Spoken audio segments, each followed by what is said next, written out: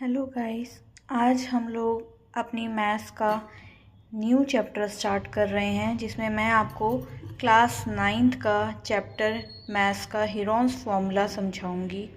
मैं इस चैप्टर की पहले आपको एक ब्रीफ समरी दूंगी जिसमें आपको समझ में आए कि हीरोन्स फार्मूला क्या होता है।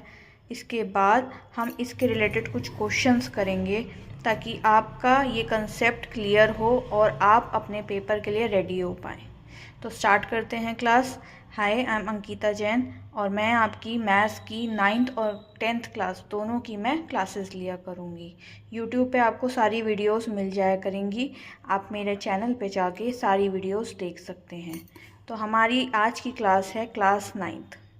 क्लास 9th में हमारा फर्स्ट चैप्टर जो हम आज करने जा रहे हैं वो है हीरोन्स फार्मूला।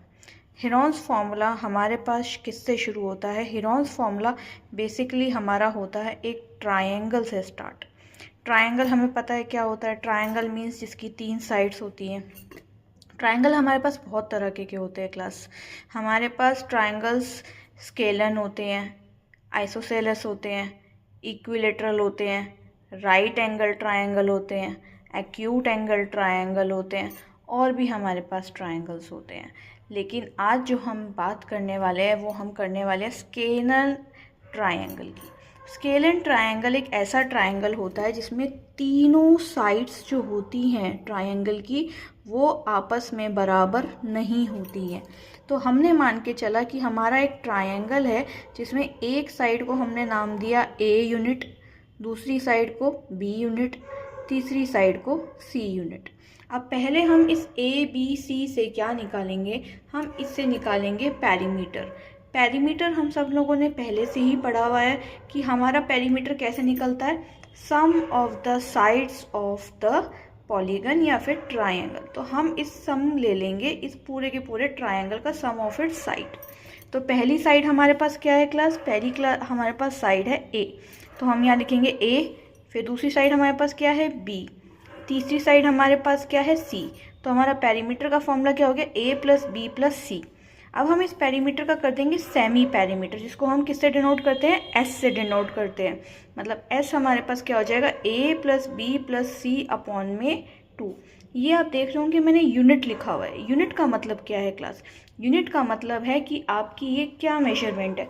ये मीटर भी हो सकती है, ये सेंटीमीटर भी हो सकती है, ये मिलीमीटर भी हो सकती है, ये कोई भी यूनिट हो सकती है, इसलिए हमने इसको अभी यूनिट से डिनोट किया है। कोशिश कीजिएगा जब भी आप पेपर में लिख रहे हो तो हमेशा अपनी जो भी आपके पास वैल्यू दे रखी है उसके साथ आप उसकी यूनिट ज़रूर मेंशन करें। बिना यूनिट मेंशन किए आप अपने मार्क्स कटवा लेंगे। अब हमारे पास आया कि हम इस जो स्केलर एंगल ट्रायंगल है हमारे पास, हम इसकी कैसे एरिया ऑफ ट्रायंगल निकालेंगे। तो एरिया ऑफ ट्रायंगल का इसका फॉर्मूला होता है अंडर रूट। ही बेटा ये हमारा अंडर रूट होता है। अंडर रूट में पहले हम लिखेंगे एस। एस हमारा वही है जो हमने यहाँ सेमी पेरीमीटर से निकाला है। S into S minus A into S minus B into S minus C, और बाद में हमने लिख दिया हमारी यूनिट। ये हमारे पास क्या होता है? ये हमारा एरिया ऑफ ट्रायंगल का फॉर्मूला होता है। चलिए हम एक क्वेश्चन करके देखते हैं अब इसके भी यहाँ पे। ये हमारे पूरे के पूरे फॉर्मूला हो गए जो हमारे हीरोन्स फार्मूला के चैप्टर में यूज़ होंगे। पहला फॉर्मूला हमारे पास हमें पता होना चाहिए पेरीमीटर कैसे निकलता है। दूसरा फॉर्मूला हमें पता होना चाहिए सेमी पेरीमीटर कैसे निकलता है। और तीसरा फॉर्मूला हमें पता होना चाहिए एरिया ऑफ ट्रायंगल का क्या फॉर्मूला है और एस उसमें कहाँ कहाँ और कैसे यूज़ होता है। तो पहले हमारे पास जो है उसमें हमने देखा find the area of a triangle two sides of which are 18 centimeter and 10 centimeter. The perimeter is 42 centimeter. हमें एरिया फाइंड करना है एक ट्रायंगल का जिसकी हमें सिर्फ 2 साइड गिवन है।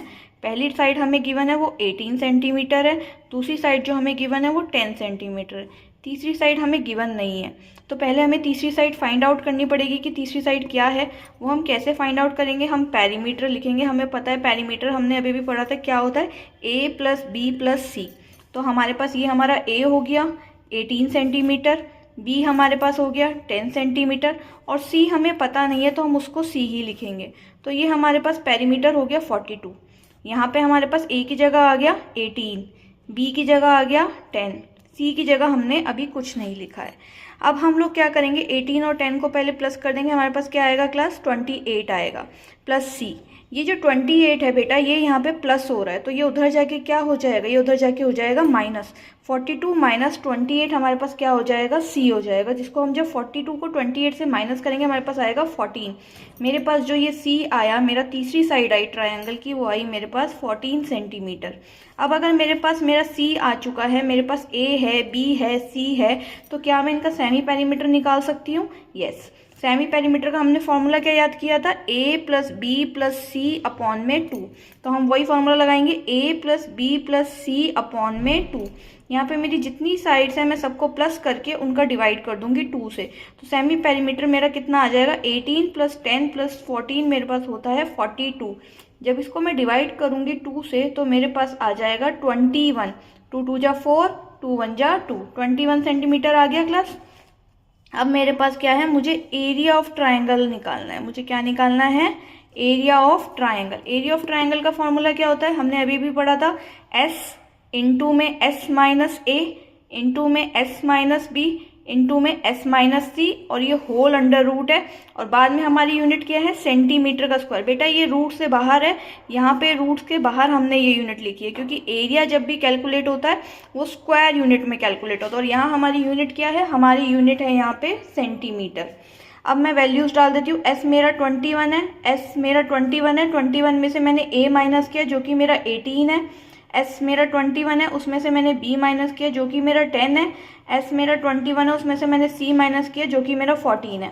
जब मैंने माइनस किया तो यहाँ तो 21 एज इट इज लिख दिया, यहाँ 21 माइनस 18, 21 माइनस 18 कितना होता है बेटा, 3 होता है। 21 माइनस 10, 21 माइनस 10 कितना होता है बेटा, 11। 21 माइनस 14 कितना होता है, 7। अब आप लोग समझेंगे कि इसको हम कैलकुलेट कैसे करते हैं। बेटा कोई ज़रूरत नहीं है इन सबको आपस में मल्टीप्लाई करके फिर स्क्वायर रूट निकालने की, पेपर में हमारे पास इतना टाइम नहीं होता है। तो हम क्या करेंगे, हम एक ट्रिक लेंगे, हम इन सबको खोल देंगे और इनके प्राइम फैक्टर्स में हम इनको लिख देंगे। तो हम जानते हैं कि हमारा 21 कैसे बनता है, 3 इंटू 7 से हमारे पास हमारा 21 आता है, करेक्ट। और ये रहा हमारा 3, ये हमारा 11, ये हमारा 7, क्योंकि ये ऑलरेडी प्राइम फैक्टर्स में लिखे हुए हैं तो मैं इनको और डिवाइड नहीं कर सकती हूँ, तो मैंने इनको एज इट इज लिख दिया। अब जो मुझे करना है, मुझे ये बड़ा जो स्क्वायर रूट है, मुझे ये स्क्वायर रूट हटाना है। तो मैं ये कैसे हटाऊंगी स्क्वायर रूट, मैं ये स्क्वायर रूट हटाने के लिए जो मेरे दो नंबर बिल्कुल सेम टू सेम है उन दोनों को एक बना के लिख दूंगी और उनको रूट से बाहर कर दूंगी। ऐसे मेरे पास कितने नंबर आ रहे हैं, पहले तो देखिए 3 इंटू 3, 2 2 3 आ रहे हैं, तो ये 2 हैं तो ये एक पेयर बन गया, तो ये रूट से बाहर निकल गया और एक 3 आ गया। ऐसे ही मेरे पास एक 7 है, एक 7 है, इन दोनों 7 को मैंने रूट से बाहर निकालने के लिए पेयर बनाया और इनको मैंने रूट से बाहर निकाल दिया। क्या इस 11 का मुझे कोई पेयर मिल पा रहा है, नहीं।